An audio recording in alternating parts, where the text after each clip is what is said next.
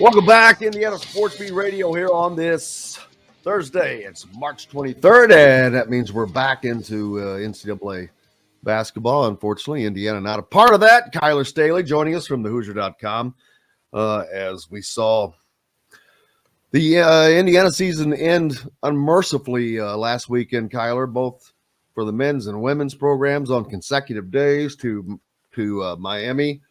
Both upsets. The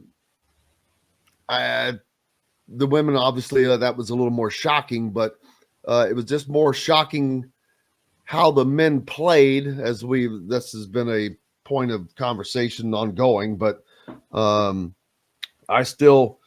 never going to be able to understand how, because I've never seen that from Indiana teams in the past under anybody, to come out into an NCAA tournament game and just lay an egg, get outplayed, out hustled, out everything. And that's kind of what happened.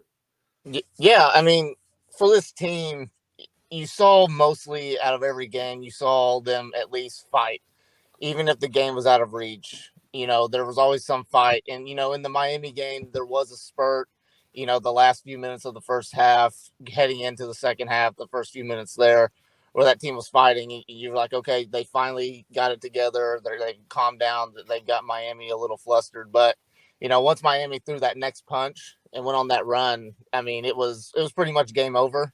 I knew coming into the game that this was a bad matchup for Indiana. Just from looking at the guard standpoint, I knew Indiana had struggled, with guards, with those type of elite guards that Miami has, like, throughout the season. It was going to come down to guard play. And, at the end of the day, Jalen Hood-Schifino, Trey Galloway, Tamar Bates, those guys just weren't enough to stop that elite backcourt that Miami has. And Miami took advantage of that. They played with a lot more energy.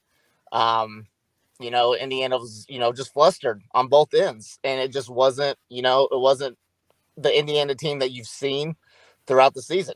It just came down to guard play, in my opinion. And, that's ultimately what ended Indiana's season and ended Trace Jackson Davis's Indiana career. So now you move on to the offseason and you just kind of, keep eyes on, portal names and, what Indiana players are going to do that, you don't know if they're going to come back. I know there was a little bit of talk of Jordan Geronimo that he was returning. Did a little bit of research. He hasn't announced anything yet. So that's a name, obviously, you want to look at. Tamar Bates is another one. And then you obviously want to look at Jalen Hood-Schifino to see what his decision is, if he's going to come back or if he's going to go to the NBA. But, I expect this Indiana team to be very, very different next year. So you just kind of, buckle in for the offseason and see what this Indiana team, what Mike Woodson can do and what he can put together. I'm sorry. I was going to say, I talked about the guys that'll be leaving, Dustin, and not necessarily names, but just numbers, and because of what they're going to have and what you were just talking about, and like Gabe Cupps is a name that's coming in, and he's going to be a good player, but he's not going to be able to come in and be a player that I think that could have matched up with what we saw against Miami. Now, Xavier Johnson is, and they'll have that back, but they've got to make some upgrades at a lot of different positions. Yeah, they do, especially, you look at the post. Right now you just got you don't know what Logan Duncan's going to do, but right now you really just look at Malik Renew, honestly, as a guy that, for sure is coming back. You would think, I would say he's probably in the 90% coming back, and he's really about it. And then you just don't know what's going to happen with Jordan Geronimo and Logan Duncan, what their decisions are going to be to come back. But, I expect next year you're going to see a different style of Indiana that fans have not seen before. You're going to see a team that's more guard heavy and that's more wing heavy, something that Mike Woodson's actually been wanting to run. I know he mentioned at the end of the Miami game that this was the first time in his coaching career that he's ever really had to play through a center. And luckily he had a really good center with Trace Jackson Davis to do that. But, Mike Woodson's been hungry to run his style of play. He's been hungry to run his, guard heavy, wing heavy offense. for quite a while now. And that's exactly what you're going to start seeing, as far as recruiting. You're going to see a lot more versatile forwards playing, Malik Renew.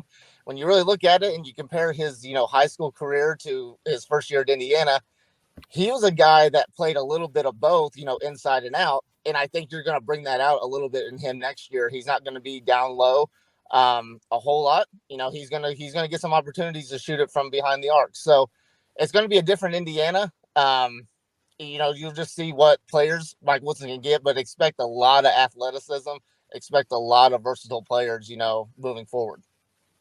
And to that point, Kyler, I mean, we've talked about, you obviously got guys coming in, you got guys who are on the bench, but I mean, I don't want to put a number on it, but it brings in a level of interest to me. How many guys does this team need to get through the transfer portal? Because it seems like they're going to need to get, and I don't know the scholarship amount, but I mean, when you look at this team and the roster makeup and what they're losing and who could potentially hit the portal from their end, how many guys do you think that they need to legitimately go after in the transfer portal? Because it seems like a pretty high number for me.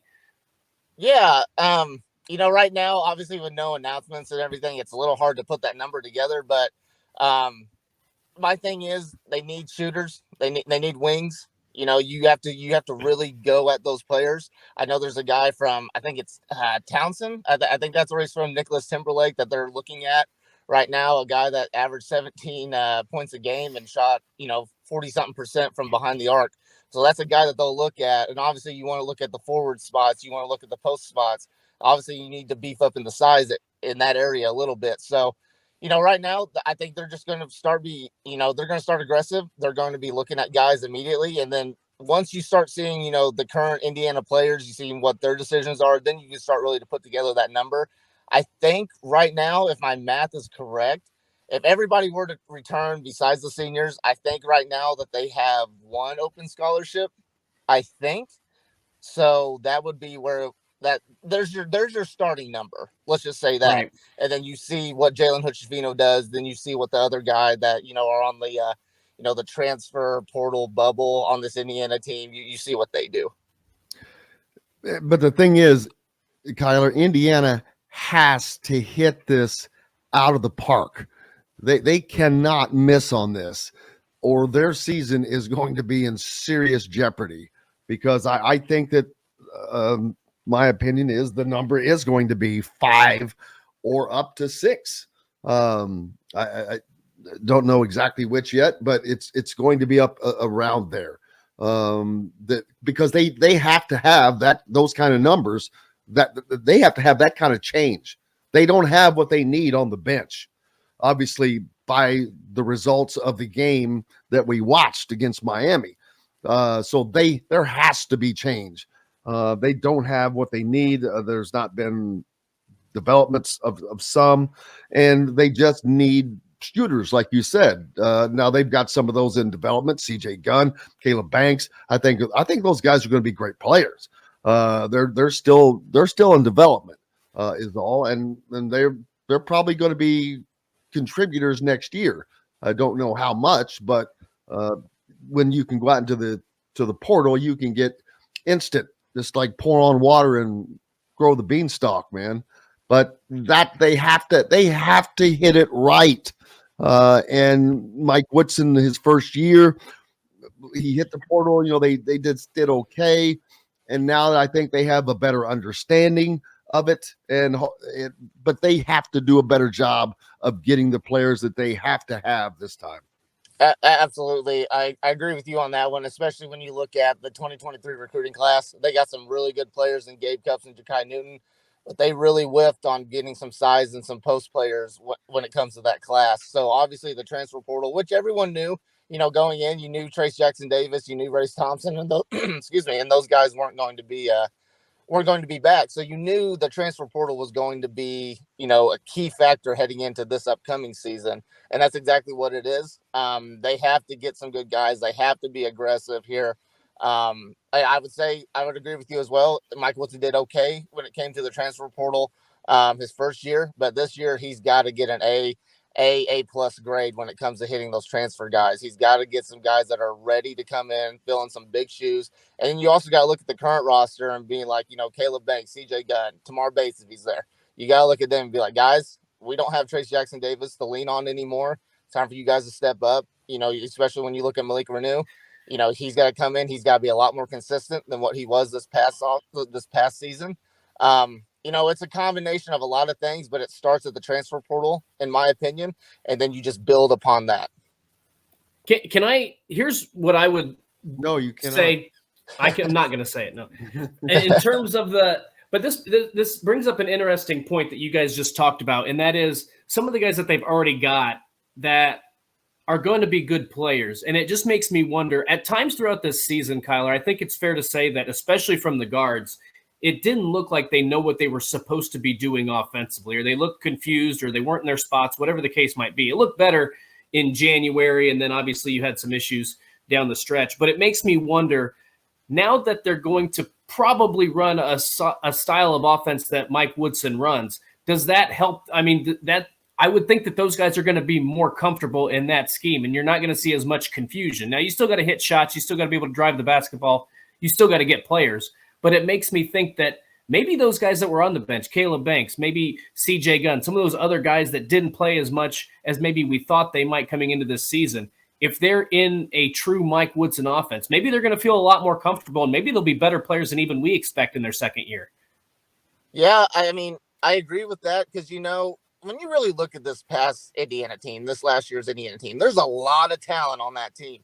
But it's kind of a misfit cast when you look at things. They were just kind of thrown together. You got some Archie Miller guys. You got some Mike Woodson guys in there. Mike Woodson's recruiting pitch, to CJ Gunn, to Caleb Banks is, obviously you got to run through Trace, their first year. But, the next few years, like, it's going to be my style. It's going to be what I want to do. It's going to open up a whole lot more things, a lot more shooting, a lot more things like that. I think once they kind of get into a groove, there's not this whole, like, what should we do on offense? Should we let Jalen create? Should we let him kind of, get his? Should we always feed it to Trace? There's not going to be a whole lot of more questions. It's going to be like, okay, this is what I need to do. We're going to run what Mike Woodson wants to run. We're going to get open looks. We're going to do things like that. Like I said, it's going to be a guard heavy, wing heavy type of style of play. There's going to be a lot more shooters on the floor. There's going to be those guys, it starts at the point guard position. Hopefully you got Xavier Johnson there to kind of lead that. Then, of course, you got Gabe Cubs, who's going to be great, in the next few years. But, this year is going to be kind of a learning experience for him, and you throw in Ja'Kai Newton as well. So there's a lot of things, going into this offseason that you just a lot of questions. We'll just say that. But I think, when you stick to the guards, I think that they will, have a more comfortable position, on the floor next year.